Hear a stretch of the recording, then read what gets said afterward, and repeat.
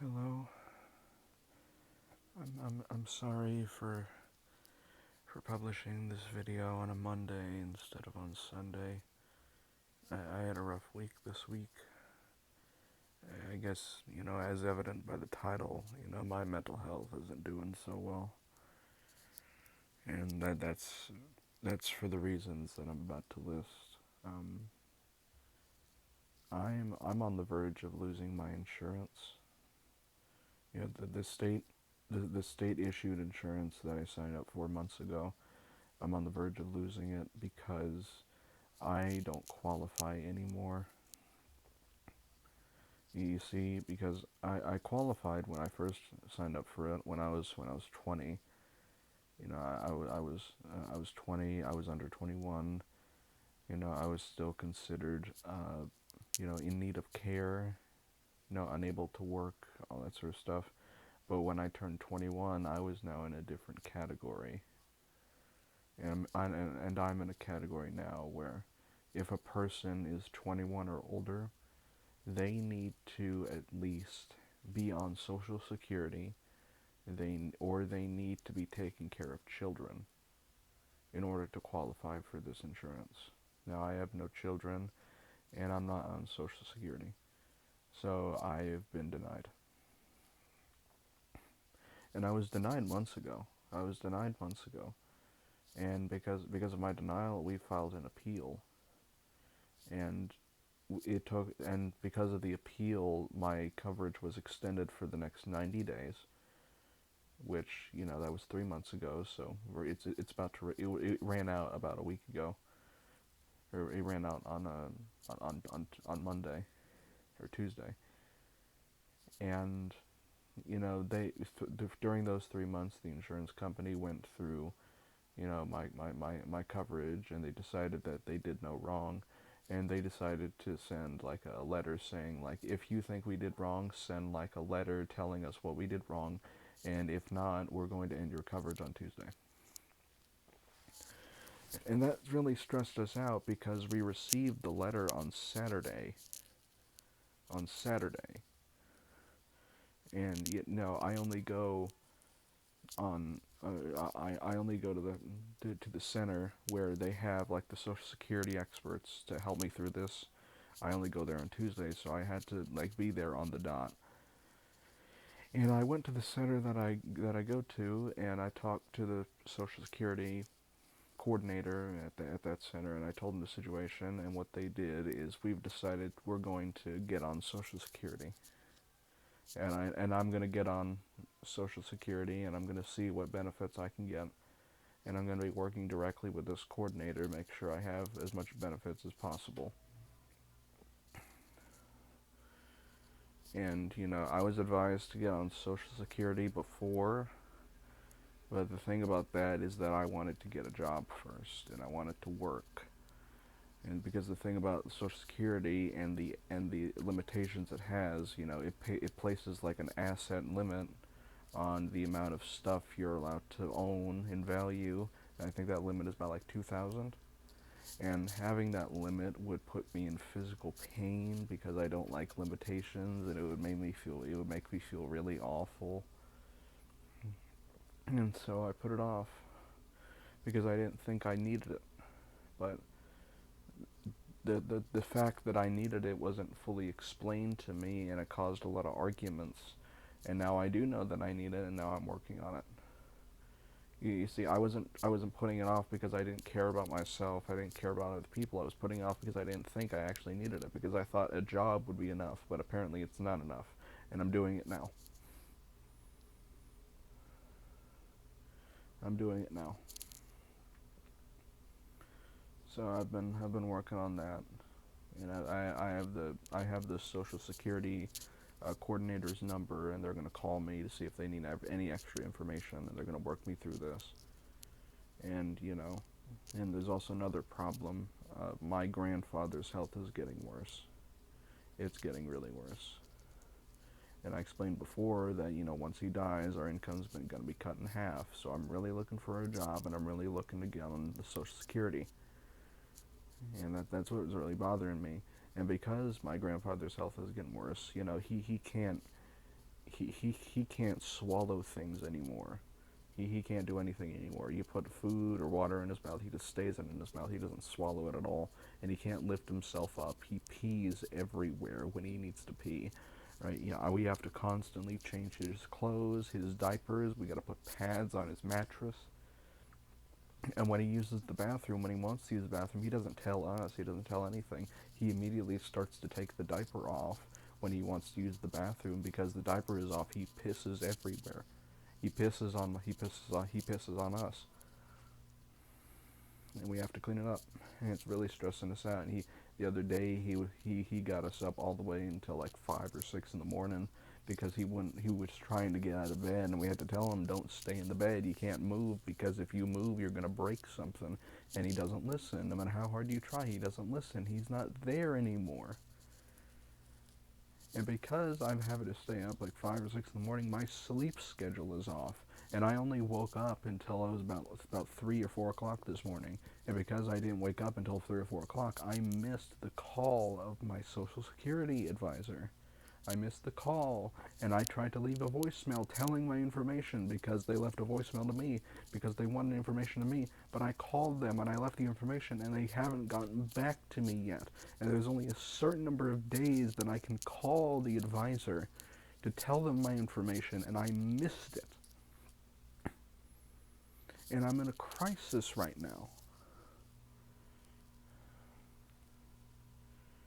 And I was really struggling because I'm having a hard time even taking a shower because when I take a shower, I feel like I need to burst in tears. Whenever I have to do anything, I burst in tears. And that's the thing, is that, my family sees me doing all this. They see me struggling, and they interpret that as like immature behavior. You think I choose to be like this? You think I choose? I can't do anything. Anything that I can't do, I can't meet up to the standard that everybody wants me to be. I try my damnedest. I work my ass off, but I can't meet it.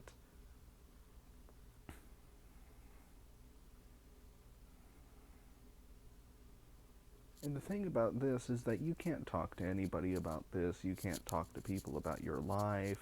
You can't talk to people about your problems because they either don't care or they're so horrified that they don't give a proper answer that helps you. Because I've heard it time and time again. Whenever I think about my past, I start crying. Whenever I watch things that are innocent and cute, I start crying. Whenever I start watching cartoons, right, I feel unbelievably depressed. And I rehash the same memories, the same feelings over and over again every night. I hate admitting it, but it's not. I hate talking about it. I hate talking about it because I feel like everyone hates me. I feel like talking about it is harming myself.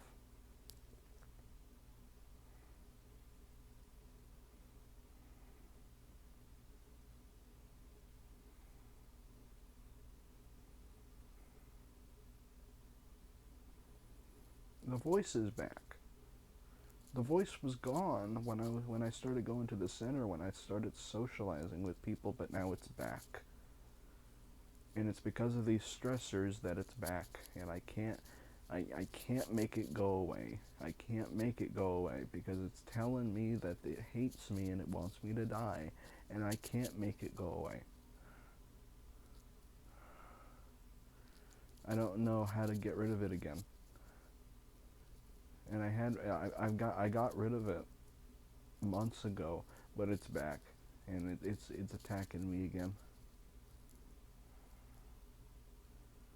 And every word I say just makes the situation worse because people want to argue with me. Every word I say, I don't even know if my feelings should be spoken about because my feelings are wrong. Because my feelings make things worse.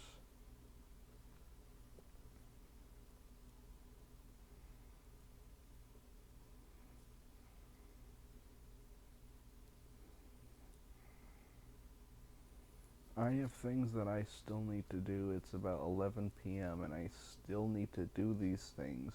But I'm having such a hard time even starting, even moving, because I can't move. And people don't believe me when I tell these things. When I tell them these things, they think it's my conscious choice to be immature and act like a child, when it's not my conscious choice. It's not my conscious choice at all. And I'm not eating as well. I'm having a hard time eating because whenever I smell food, I feel sick.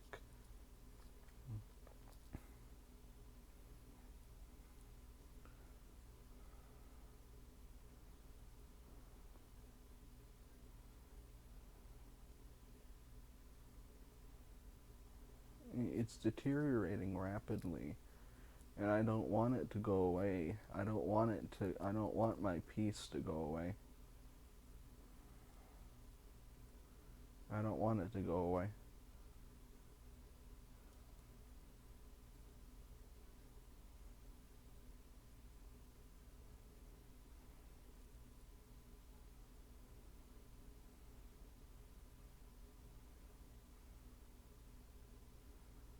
This is probably going to be a topic, or, a theme on this channel. I'm going to be doing real well some days, some weeks, and then I'm going to be doing real bad some other weeks. It's just going to be an up and down, up and down, up and down. And that's what you get with bipolar. That's what you get with schizoaffective. There's never a moment where you just feel okay. It just goes up and down from both extremes.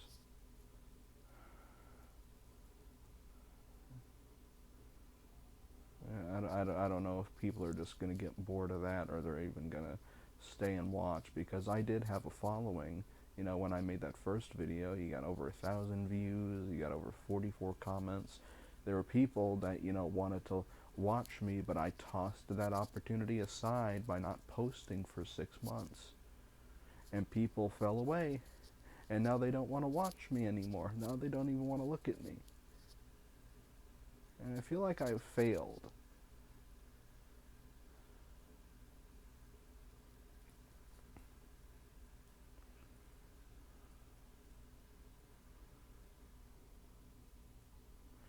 And I've had people come to me and try to make amends with me by saying, oh, I see you as a man now. I think you're doing so much better now, because they think that, before I was choosing to be a boy, I was choosing to be immature, but now I'm choosing to be a man, right? That's how they that rationalize it in their brain. That's how they choose to view things. I wasn't worthy of their respect then, but I'm worthy of their respect now, because I made the conscious choice to act in a way that earns their respect, when that's just not the case at all. I'm doing better now because, I have the opportunities to do better, because before I didn't have the opportunities now, but now I do. Now I'm in a stable place to work on myself, and that stable place is going away, and they're going to return to call me and insult me and think lesser of me. It's going to return to that, and I don't want it to return to that.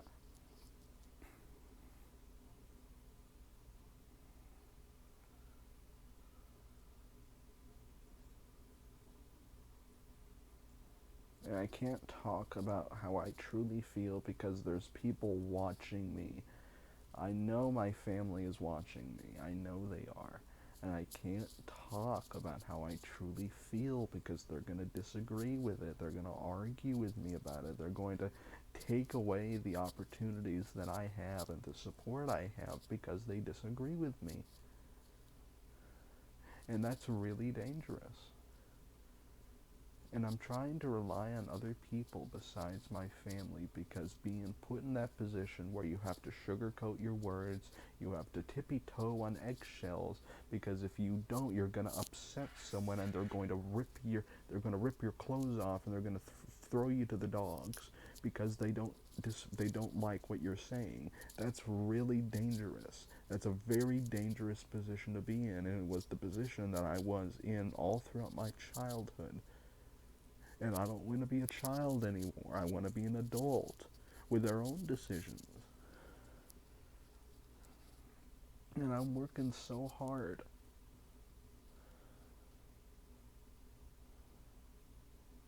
I'm working so hard.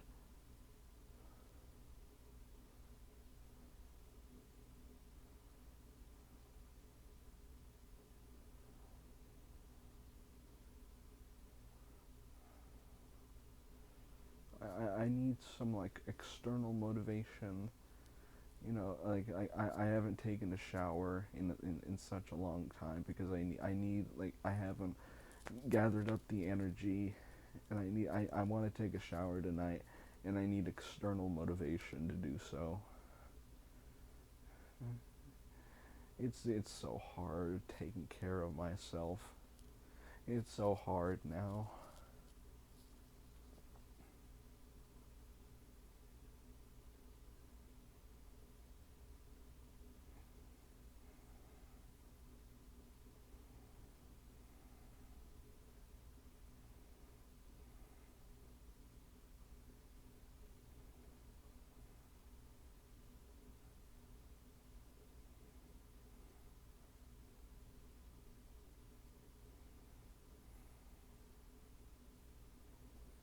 Yeah, I think that's just that's all I can say, because I'm just going to be rehashing the same things over and over and over and over and over again, and it doesn't change. So I'm just going to end this video here.